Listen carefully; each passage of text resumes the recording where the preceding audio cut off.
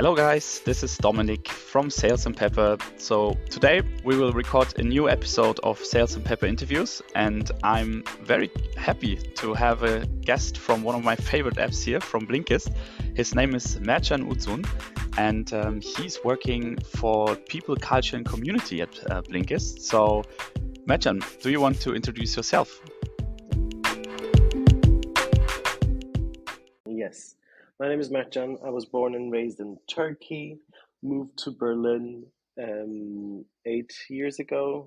Have been working in various startups, and currently I'm working at Blinkist for the last 3 years.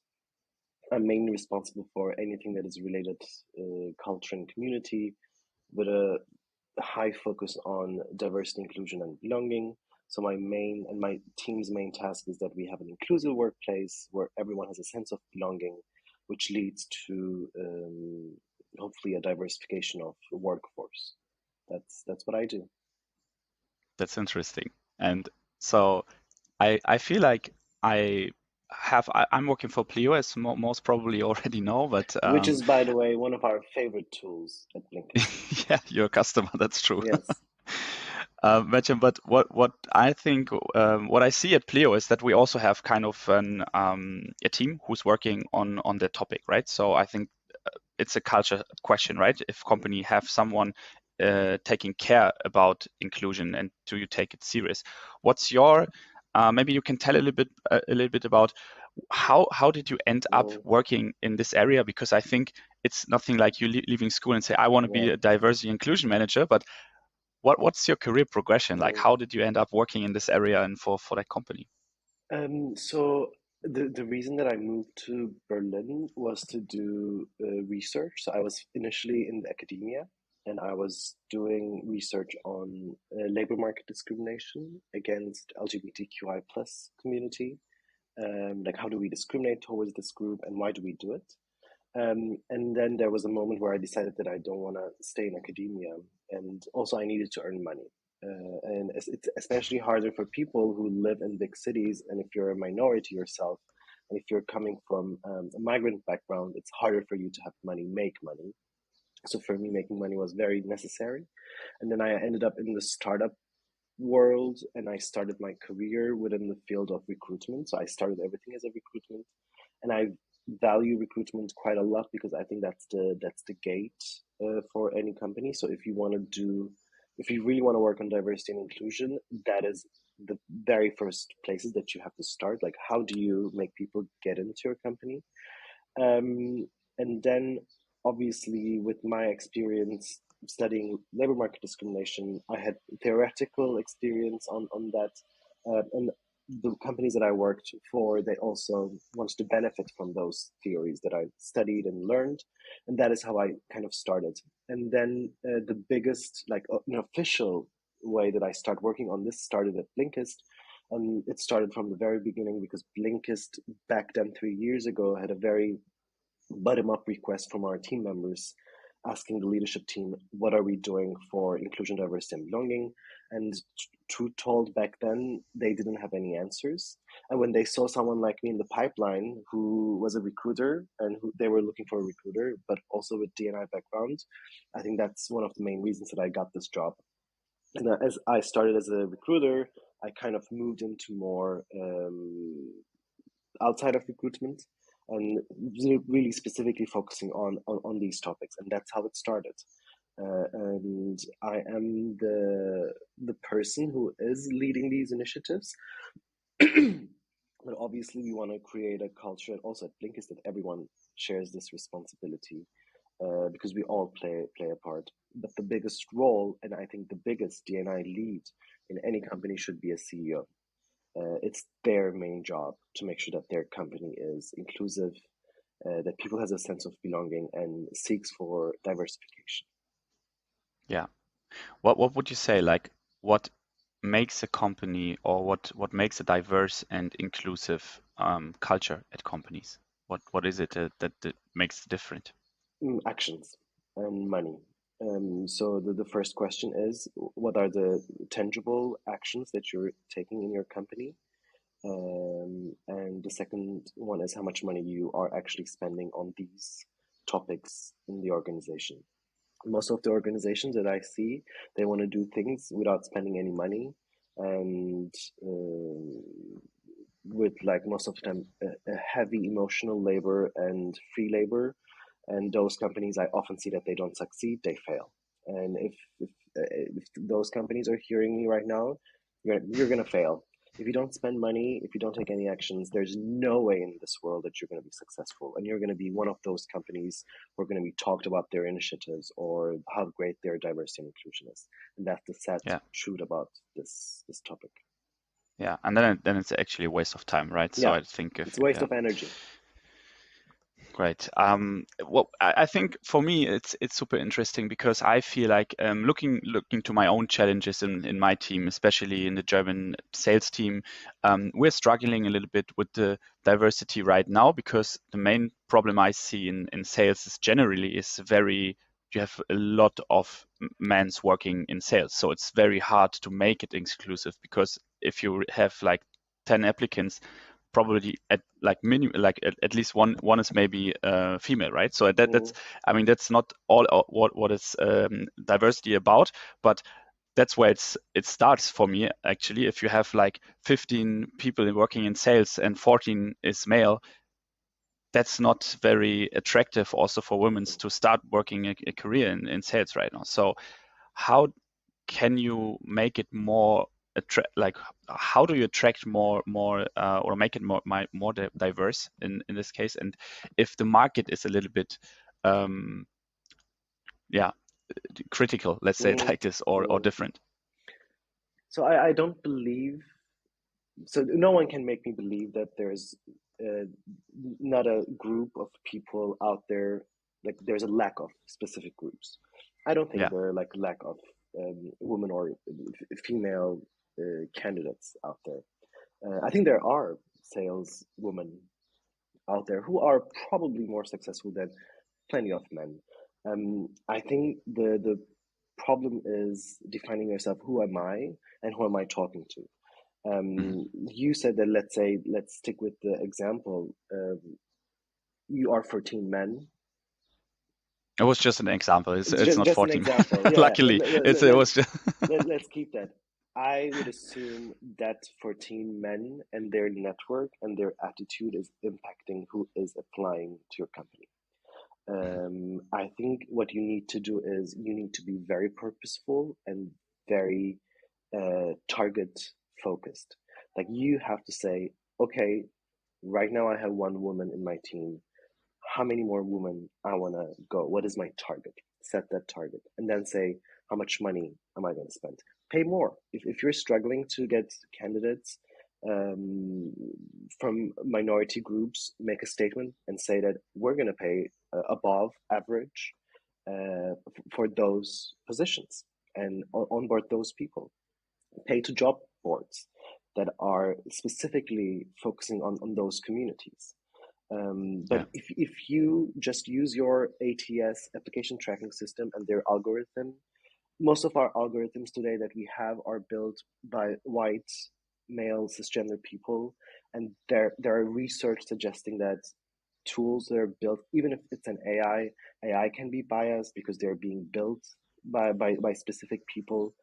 Be very affirmative, be very, intentional about this. Just don't publish a job and hope that you're going to end up getting a diverse group of people into your pipeline, because that's not going to happen. If your Yeah. team is already 14 white male cisgender people, and that if that is the people that you are, it's your base, their network is not so different than that. And you can't reach out to those communities if you don't have such people within your team. So you have to, Yeah. especially in the beginning, you have to be very intentional and spend money, pay extra, pay more. Yeah. What makes for you what makes a diverse and inclusive surrounding? What would be like the perfect surrounding look like for you? I think it's so here's the deal. I don't think it's about having a diverse. It's not only about having a diverse workforce, because uh, if you have like Black people, queer people, if you have like these minority communities in your junior level, but you only have in your leadership stage white cis male people, that doesn't say anything, you know. For me, what is important when it comes to diversity and inclusion, am I being represented in the leadership team, or am I part of that leadership team? Do I really have a say on the table? What is my power?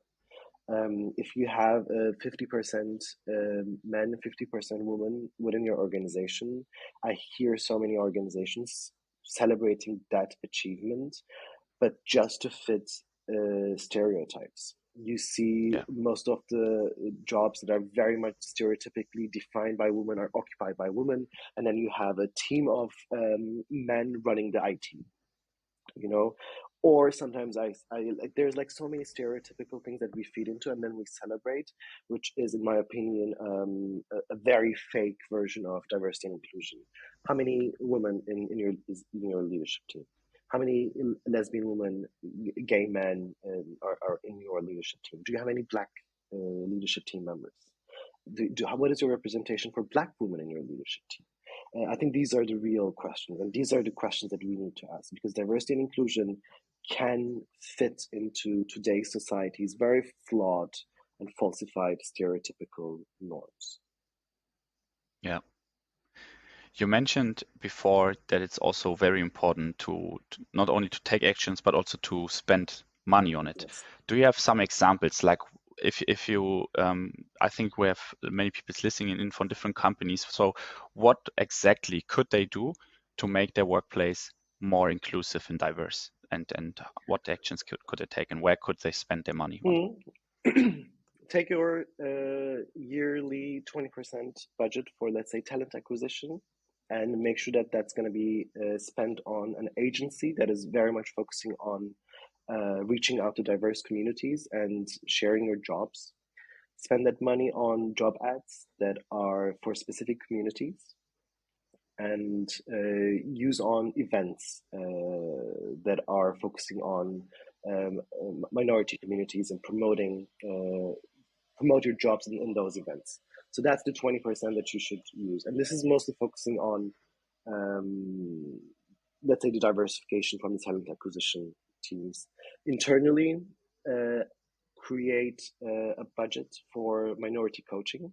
So basically provide coaching budget, which we currently run at Blinkinst, which I can also, I think, probably share it. It's not a secret. A yearly budget for each person, €1,600 that they could spend on coaching, and this is specifically targeted for minority communities. So you, as a minority, you apply for this and you get your coaching budget, and here is the reason why. Oftentimes, you give coaching budgets to leaders in an organization, and if you look at your demographics in your leads, you're gonna understand that your leads are mostly white, male, cisgender. So basically, by providing coaching to them, you create a bigger gap every time you Yeah. feed more money into that group, so that group becomes more qualified, that group becomes more very versed in business and etc., and the minorities who are not in your lead levels without any budget stay low. So what you do is, like, you take an affirmative action, and for equity you provide coaching budget for minorities, which they can apply, that they can use for like their own career development and purposes. Create additionally an culture and belonging committee, which we have at Blinkist, where you can meet monthly and discuss how inclusive our organization is and how can we make it better. Make sure that that group is diverse, and tell them you're going to be spending 4 hours a month on this specific initiative. So that means we're not wants you to make extra labor. So you're going to work 36 hours on your day-to-day job, and 4 hours in a month or in a week you spend on that. That's also a budget that you would be creating. There's so many various things. I don't want to give all of it away, because if people want to learn more and want to book me, they can book me, and then we can create this strategy together. So you're also working as a consultant in that Yes, area? I do. Perfect. That's amazing. And so maybe, Mertcan, let's talk about a little about, we talked a lot about diversity and inclusion right now. Let's talk a little bit more about you and your career progression. I Yeah. think what's also super interesting is what what actions did you take to get better in what you're doing, and what frameworks, what books influenced Mm. you the most in your career? So first, I want to clear one thing. A lot of people tell me that, oh God, you're so passionate about this topic, and it's very nice that you work in a field that you really want to work. You're so much. That's can I use swear words? That's bullshit. Of You you course. you you you can beat me. The only reason that I do this job is because it's survival for me. As a minority, I want to make sure that I work in places where I can survive and be myself, Yeah, and I want other people to also have have that set up, because for many minorities, and I know it's very might be very hard for you to understand that, as I'm assuming, again, like white male cisgender, it is very hard to imagine the struggles that some of the minorities are going through when we yeah, enter the workplace, and when we pass that first door. We don't leave our identities on the back, they come with us, yeah, the things that we experience that day. uh, so many people are asking minorities, is my identity going to be a problem today? Is my identity is going to create any clashes today? What are people going to tell me today that I have to correct and educate? All these are emotional labors, and they cost energy and money. So first of all, this is not a fun job for me. This is a survival act. I am just trying to survive and trying to make sure that the workplace of my minority team members, that it's livable for them. It's yeah, bearable for them. That's the bare minimum.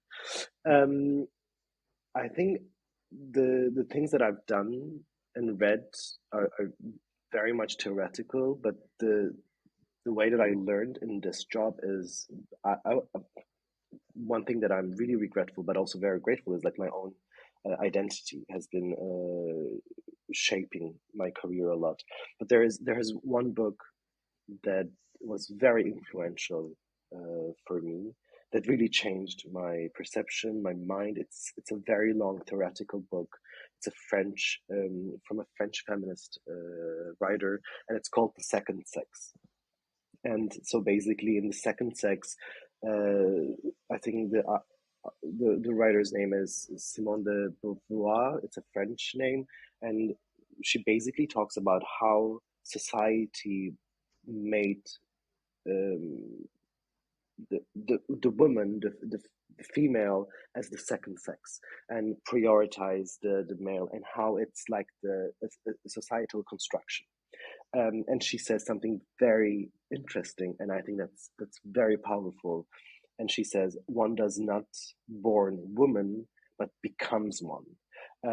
So you basically, through the interactions that you have with society, your way of behavior, your identity, and everything is actually decided for you on behalf of others.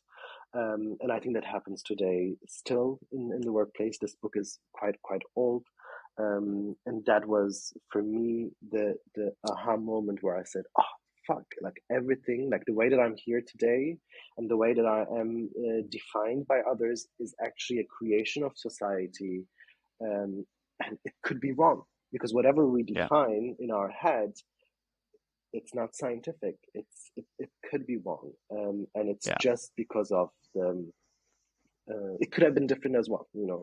It could have been the yeah, case that I was ruling the world, but hey, I have been suppressed, and now the some other majority groups are ruling the world. So that book has yeah, been very influential in my way of understanding society, how we interact, how we create and construct things, and most of the things are human construction. yeah. Yeah, I totally agree. I think that topic is super interesting. I grew up in Berlin, and in Berlin Wedding, so you probably know it's very multicultural. So for me, raising up, it was always normal to have friends from Turkey, Yeah. from African countries. So, and I'm talking with them a lot about these topics you just mentioned, like how is it different for them also. I have one friend, he made a really great career in working for Sony and Samsung, now being like a C-level manager, and he told me like for him it was super hard, and he always felt like he had to switch roles depending on who he's talking to. Yeah. Like, is he with Yeah. his friends? Is he with his family? Is he on work? And you're always changing his Yeah. his role, and it was super stressful for him. And Yeah. um, yeah, I think what I've learned over the last probably 10 to 15 years is also to question myself and my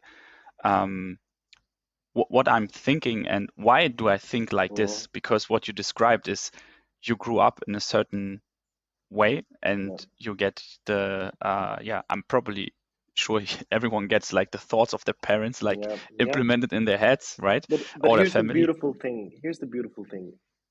Again, there's research which proves that these are all learned behaviors. You learned from Yeah, your family, you learn from your friends, you learn from school, you learn from the state, you learn from your government.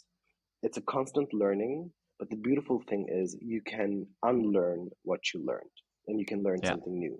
You can train yourself and educate yourself to unlearn specific behaviors and actions that you're doing, and you can teach yourself new ways of interacting with people and thinking. yeah, So that's the yeah. that's the hopeful side. Absolutely. And I think what the first step to do this is always opening up and talk to people and ask questions and be curious, like how they feel, how what they're doing, what they're struggling with. And I think that's for me like is the most important. Like That is first correct. be That's open. a great way. That's a really great way to start. But also, please keep in mind that sometimes asking too many questions to people from minorities and asking them to explain you their experience and Yeah, like help you hold your hand and hey, let come with me. I'm gonna show you now. That's a huge emotional labor. It's yeah, very hard. true. It's a relived trauma sometimes. So the most important thing is actually self-education. Do the work yourself. You don't expect someone from minority community to come and hold your hand and like give you a little pat and oh no I'm going to help you because we are tired of telling and helping and trying to create this awareness. It's as the powerful ones, it's your job among anyone else to teach these things to yourself. Yeah, that's what would you recommend to people? Like where can they get Google. those information, Google, right? I seriously. mean, yeah, Whenever we have, oh God, my head hurts. Let me Google. I have a headache. That's what we do all the time. Just Google. Write down to Google, what are my privileges as a white male cisgender person? You're going to have tons of resources that you can read through. What can yeah, I do to be a better ally today? Type that to Google. Life is so easy right now. We are just creating these excuses where we say, oh God, but it's like, first we say, oh, it's so uncomfortable. First of all, no one asks you whether this is comfortable or uncomfortable for you. Like, I don't care at this point. yeah, And the second part, it's like, I don't know where to start. These are excuses that we have been creating for ourselves. And they yeah. are very exhausting, tired, and bullshit excuses. Yeah, absolutely. I think, but on the other hand, I have to admit, like I'm not always trusting Google. So if I'm Yeah, Googling like what do I do with with a cough, they probably send me to hospital because I'm nearly dying. So yeah, it's like correct. I prefer talking to people. Yeah, To be honest, of course, I'm totally with you. It's not. It can be also causing like people getting people in an uncomfortable situation, and I think we also have to be aware about it. Um, if people don't want to talk about it and to accept it, right? I think yeah, that's also very important. Imagine like you mentioned already one book which really influenced you. Now maybe for people who don't know Blinkist, I think I already mentioned like it's one of my favorite apps. Maybe you can tell a little bit about Blinkist, and maybe we can also find in this area we can find some information where people can actually get information yeah. and yeah, self-educate them. So I think that's why like and love working at Blinkist, because Blinkist exists to spark understanding, and I think that is the biggest importance of Blinkist because understanding is very key.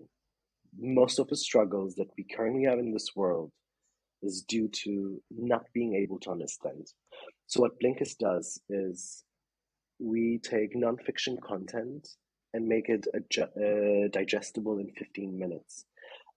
So basically, if you with real people who read the nonfiction books or podcasts, we create a shorter version for these. And this is very helpful because there are a lot of nonfiction books out there, millions, which might not all be fit for what you really seek for. I use Blinkist to kind of take a look at those books, get the key insights, and say, oh, this is for me. I can now get the book. Or I say, this is not for me. I already knew that information. But it's also very entertaining. You know, it's very entertaining. You get educated, but you're also entertained. It's a very it's a very personality driven experience. And we have great collections. For example, this month we have the collection for Pride and LGBTQI plus activists and icons. So you can actually get introduced to that community. We have other collections around Black activists. We have collections around accessibility and disability. We have so many entry points to those communities that you want to learn about. And the best way to learn about the struggles of those communities, to salute their artists and icons and writers and learn their experience through reading their experiences. And I think that's why I love Blinkist, for specifically for that reason. So if you today struggle to say, hey, look, I want to learn more about what Black people are experiencing, you can go to Blinkist, read specific books, blinks as we call, or shortcasts, to kind of understand, oh, okay, now I start slowly understanding it. And I bet a lot of people are going to have a lot of aha moments when they use Blinkist, because it is an access point to the nonfiction world, but also to specific communities. I Yeah, hope I managed to explain Blinkist and I gave justice. I think you did pretty well Good. as a user.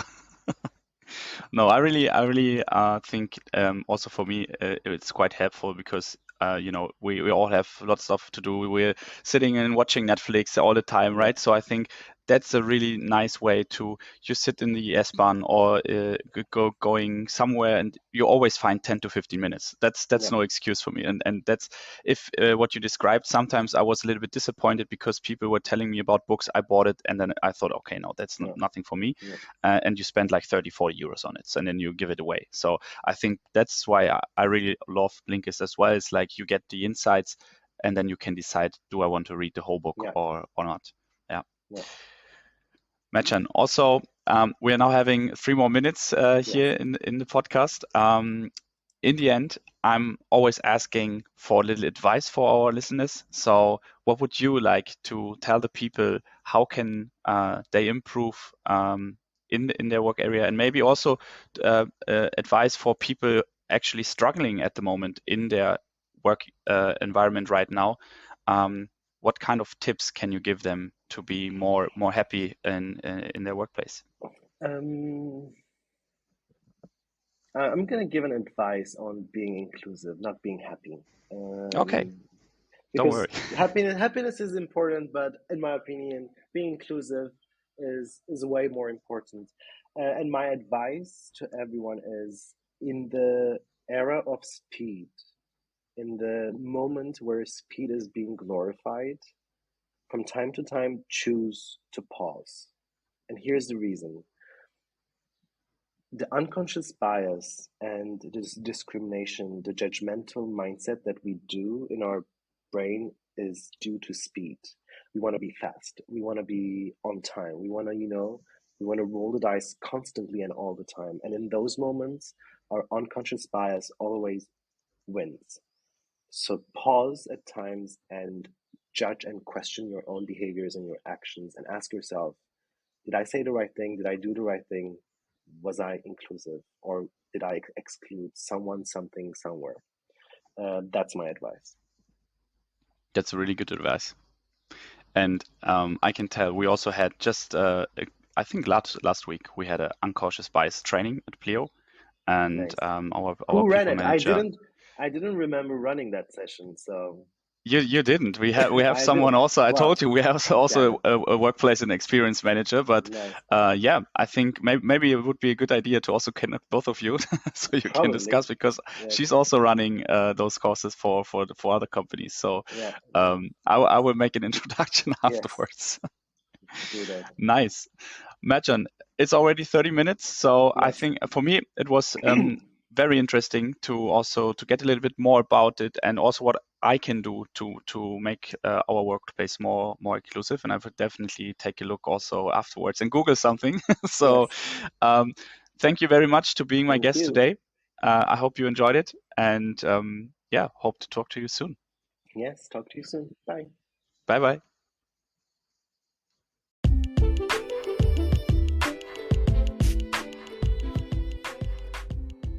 Das war eine weitere Folge von Sales & Pepper Interviews. Wenn dir die Folge gefallen hat, freue ich mich über eine gute Bewertung von dir, und damit du keine Folge mehr in Zukunft verpasst, einfach den Podcast abonnieren. Alle Infos zur Folge und Links zu Büchern findest du in den Shownotes, und ich freue mich auf ein baldiges Wiedereinschalten von dir.